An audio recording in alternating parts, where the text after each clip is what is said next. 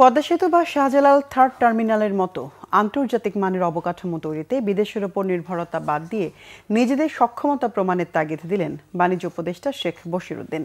রাজধানী international convention city বসুন্ধরায় 3 দিনের metal expo বাংলাদেশের উদ্বোধনী অনুষ্ঠানে এই পরামর্শ দেন তিনি। মেটাল ইঞ্জিনিয়ারিং এবং pre fabricated still structure technology প্রদর্শনীর উদ্বোধনী অনুষ্ঠানে সভাপতিত্ব করেন স্টিল বিল্ডিং ম্যানুফ্যাকচারার্স অ্যাসোসিয়েশনের সাধারণ সম্পাদক রাশেদ খান। বুয়েটের অধ্যাপক ডক্টর ইশতিয়াক আহমেদ বলেন, দীর্ঘমেয়াদী অবকাঠামো তৈরিতে স্টিল ও কংক্রিটের সমন্বয় বাড়ানোর তাগিদ দেন। স্টিল মার্ক বিল্ডিংস লিমিটেডের ব্যবস্থাপনা পরিচালক ইঞ্জিনিয়ার রেজানুল মামুন বলেন, মেটালে আন্ডার ইনভয়েসিং এর মাধ্যমে 60,000 কোটি টাকার বেশি অর্থ পাচার হয়ে যাচ্ছে। আমদানির আড়ালে পাচার ঠেকাতে ব্যাকওয়ার্ড শিল্পের কাঁচামাল তৈরিতে নজর দেওয়ার আহ্বান বাণিজ্য উপদেষ্টার। আজকে আপনাদের সক্ষমতা প্রায় 2 মিলিয়ন টন।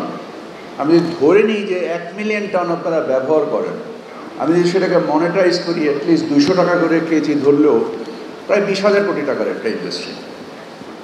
এই 20,000 কোটি টাকার ইন্ডাস্ট্রির মধ্যে আপনারা র মেটেরিয়াল আকারে হয়তো বা 15-16 হাজার কোটি টাকা আমদানি করেন, 3-4 হাজার কোটি টাকার অ্যাকচুয়াল ব্যবসা করেন।